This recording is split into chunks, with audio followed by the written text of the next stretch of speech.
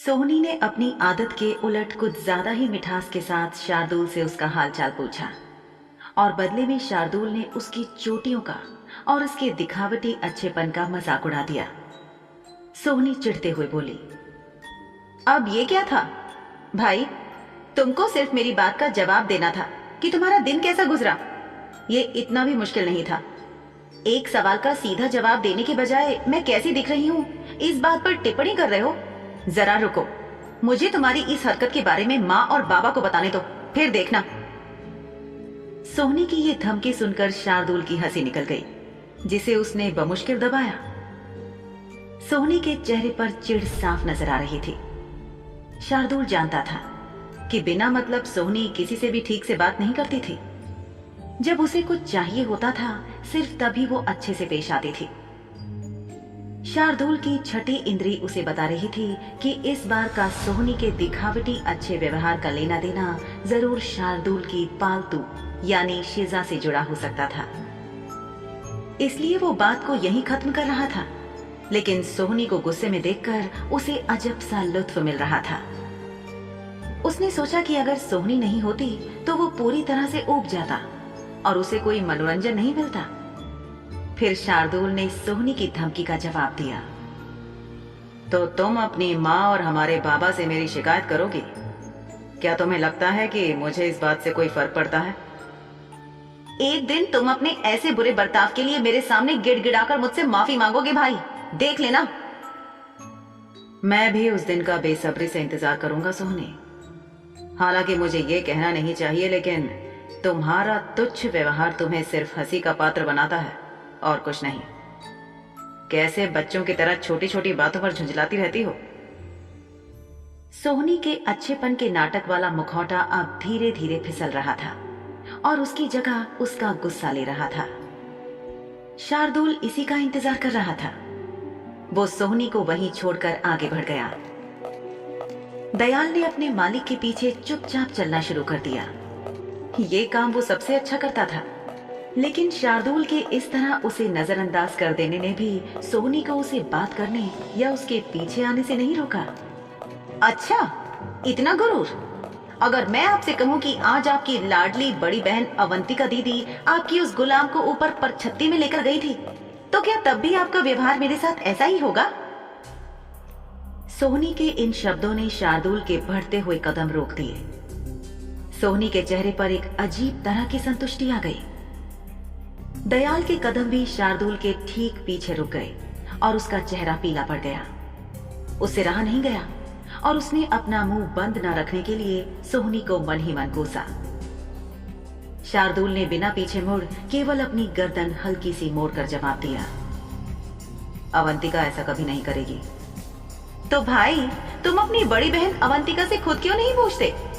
मुझे यकीन है कि वो इस बात का स्पष्टीकरण देना पसंद करेगी। कितनी शर्म की बात है कि तुमने मुझे यानी अपनी बहन को कभी वहां नहीं जाने दिया, लेकिन एक निचले दर्जे की गुलाम आज वहां पहुंच गई। भाई, ये सब सुनकर अगर आपकी भूख बरकरार है तो कुछ देर में रात के खाने पर मिलते हैं। सोहनी अपना तीर छोड़कर मुस्कुराई। वो पीछे मुड़ी और अपने कमरे में चली गई। दयाल सोचने लगा कि काश इस वक्त वो रसोई में होता। तभी दयाल ने अपने मालिक की पुकार सुनी, जिसे सुनकर उसका डर बढ़ गया।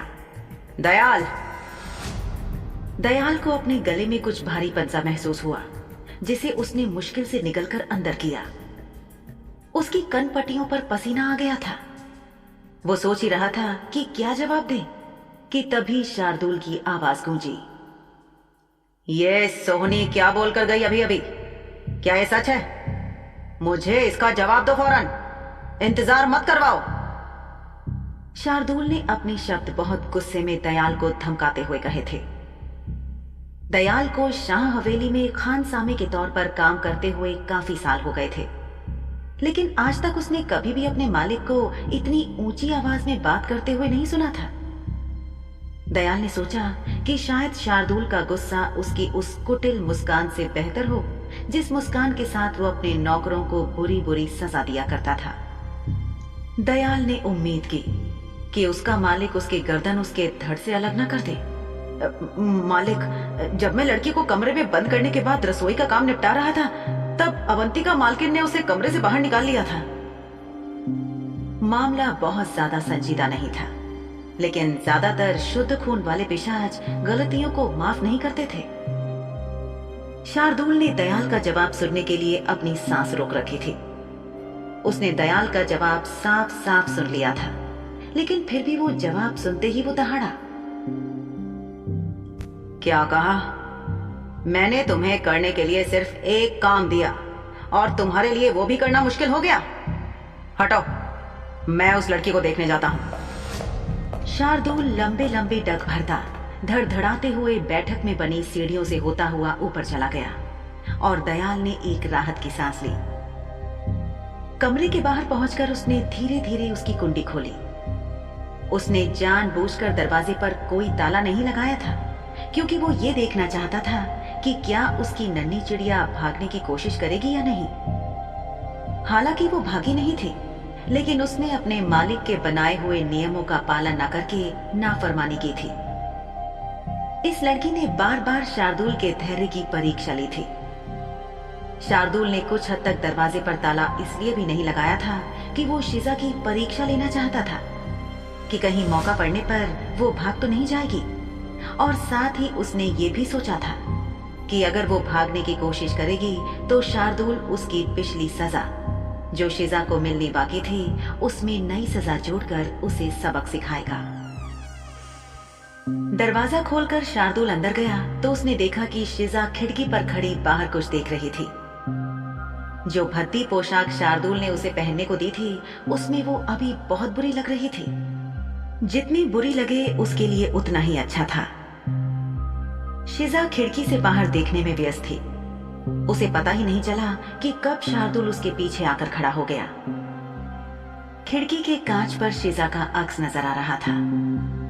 बाहर आसमान के साथ साथ अब जमीन पर भी अंधेरा छा चुका था। अवंतिका ने दिलों के खराब होने के बारे में उसे जो कुछ भी बताया था, शिजा उसी के बारे में सोच रही थी। तभी उसकी नजर अपने पीछे खड़े शार्दुल पर पड़ी और वो चौंक गई और जोर जोर से हांफने लगी। अपनी एड़ियों पर घूमते हुए उसने शार्दुल का सामना किया। शार्दुल शाह उसे अपनी गहरी लाल आंखों से घूर रहा था। उसकी आंखों में कौतूहल था, जैसे वो शिजा के चेहरे पर कुछ ढूंढने की कोशिश कर रहा हो। तुम्हारा दिन कैसा था शिजा? ठीक था। शार्दुल ने शिजा के बालों को छूने के लिए अपना हाथ आगे बढ़ाया, जिससे वो डर गई। डरो मत नन्ही चिड़िया, मैं तुम्हें खा नहीं जाऊंगा। इतना कहकर शार्दुल ने शिजा के बालों में फंसा छोटा सा जाला निकाला और उसे दिखाते हुए बोला, ये ठीक नहीं है नन्ही चिड़िया। कम से कम अब तो तुम्हें मेरे नियम याद होंगे ना, जो तुम्हें यहां इस कमरे में बंद करते वक्त मैंने बताए थे। शिजा को उम्मीद थी कि शार्दुल को पता नहीं चलेगा, लेकिन ऐसा लग रहा था कि किसी ने उसे शिजा के इस कमरे से बाहर निकलने के बारे में बता दिया हो। वो सोच रही थी कि क्या ये स्वामी भक्त दयाल था जिसने अपने मालिक को सूचित किया था, क्योंकि वो अकेला था जिसने उसे और अवंतिका मालकिन को इस कमरे में वापस आने से पहले पकड़ लिया था। मैं अपनी मर्जी से नहीं गई थी। जब अवंतिका मालकिन यहाँ पर आई और उन्होंने मुझसे अपनी मदद करने को कहा, तो मैं उन्हें कैसे मना कर सकती थी मालिक? मैं तुमसे क्या पूछ रहा हूँ और तुम क्या जवाब दे रही हो? नन्ही चिड़िया, अब अगर तुमने इस बारे में बात शुरू कर ही ली तो चलो केवल इसी गलती के लिए तुम्हें बख्श देते हैं। शार्दुल ने इतना कहकर किसी पालतू कुत्ते या बिल्ली की तरह शिजा का सिर थपथपा दिया। शिजा कई तरह के ख्यालों में डूबती उतरती उसे घूरती रही। वो सोच रही थी कि वाकई उसने कुछ गलत नहीं किया था। शार्दुल की बड़ी बहन ने आकर उससे मदद मांगी थी और वो उसे मना नहीं कर पाई थी। मना करती भी कैसे?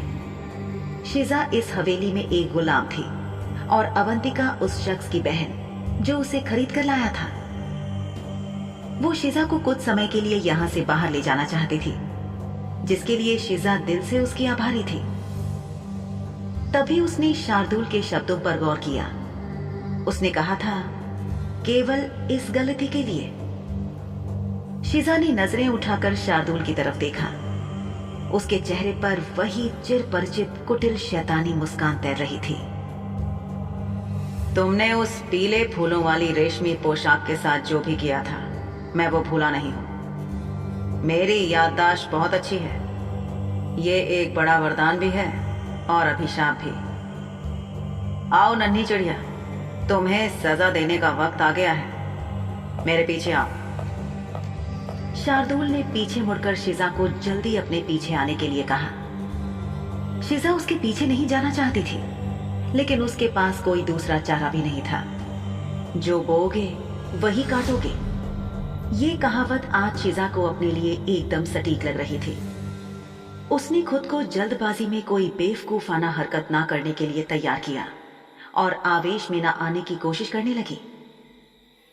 अपनी ही उधेड़-बुन में गुम शिजा ने अचानक शार्दुल को कहते सुना, ठीक है।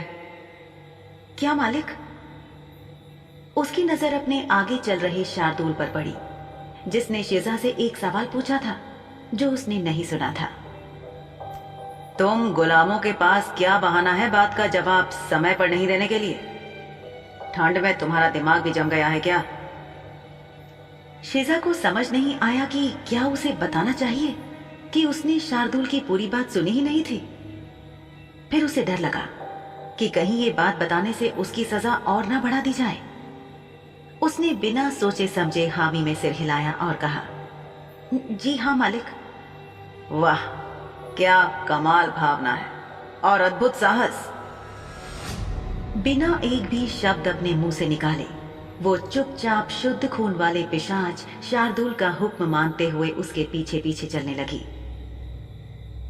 गलियारों में चलते हुए शिजा ने शाम के वक्त जलाए गए दिए देखे। उनकी रोशनी में सब कुछ आसानी से देखा जा सकता था। शिजा नंगे पैर शार्दुल के पीछे चल रही थी। लाल कालीन वाली सीढ़ियों से नीचे उतरते वक्त शिजा की नजर घर की कुछ नौकरानियों पर पड़ी। उन्होंने उसे इस तरह से तरस खाकर देखा जैसे शिजा कोई नन्ही सी भीड़ हो जिसका सिर काटने के लिए उसे ले जाया जा रहा हो। उनके चेहरे पर अपने लिए इतनी दया देखकर शिजा को फिक्र होने लगी कि शार्दुल उसके साथ क्या करने वाला था। शिजा को इतना अंदाजा तो हो गया था कि ये जो भी सजा थी ये पक्का हवेली के बाहर होने वाली थी, क्योंकि शार्दुल हवेली के प्रवेश द्वार की तरफ बढ़ रहा था। हवेली के अंदर का कालीन यहां बाहर नहीं था। बारिश और देर शाम की ठंड से फर्श बर्फ जैसा था। ठंडे संगमरमर पर पैर रखते ही उसके पैर कांप उठे और उसके पूरे शरीर में ठंडक फैल गई। शिजा सोच रही थी कि क्या शार्दुल उससे दरवाजे साफ करवाने जा रहा था। इस सजा से शिजा बहुत ज्यादा परेशान नहीं हुई, बल्कि वो खुश थी, क्योंकि ये काम बहुत मुश्किल नहीं था। लेकिन कुछ ही देर में शार्दुल के पीछे चलते हुए उसने मुख्य फाटक को भी पार कर लिया और अब ठंडी हवा ने उसका स्वागत किया। जूट जैसी मोटी पोशाक जो शिजा ने पहन रखी थी वो भी इस मौसम की मार से उसे बचाने में कामयाब नहीं हो रही थी। शार्दुल ने उसे निर्देश दिया, अब ध्यान से अपनी सजा सुन लो। तुम्हारा काम है कि यहां मौजूद सभी झाड़ियों और पौधों के आसपास उगने वाली खरपतवार को उखाड़ो। मैं चाहता हूं ये काम जल्द से जल्द खत्म करो। तुम्हारे पास इस काम को निपटाने के लिए आज की पूरी रात का समय है, लेकिन अगर काम में लापरवाही या रफ्तार सुस्त हुई तो मुझे मजबूरन तुम्हारी सजा बढ़ानी पड़ेगी। जितने ज्यादा नियम तुम तोड़ोगी उतनी ही ज्यादा कठोर तुम्हारी सजा होती चली जाएगी। इसलिए कुछ भी ऐसा वैसा करने से पहले 2 बार सोच जरूर लेना। जो मुझे नापसंद हो वैसा कुछ मत करना, वरना उसका अंजाम भुगतने के लिए तैयार रहना। शिजा को लगा कि हो ना हो शार्दुल उसे कमरे से बाहर निकलने के लिए भी सजा दे रहा है। हालांकि उसने कहा था कि वो ऐसा नहीं कर रहा था, लेकिन इसका मतलब ये नहीं था कि वो गलतियों को भुला देने वाले लोगों में से था। बारिश अभी भी हो रही थी और काफी अंधेरा भी था। शिजा को ठीक से जमीन भी दिखाई नहीं दे रही थी। ऐसे में खरपतवार उखाड़ना काफी मुश्किल काम था। शार्दुल ने उससे कहा, तुम्हारी खूबसूरत और कमाल की नजर के साथ तुम्हें इस काम में कोई मुश्किल नहीं होनी चाहिए। चलो आगे बढ़ो और काम शुरू करो। शार्दुल ने अपने हाथ अपनी जेबों में डाले और अब वो शिजा के सीढ़ियों से नीचे उतरने की प्रतीक्षा कर रहा था। मालिक, बारिश हो रही है।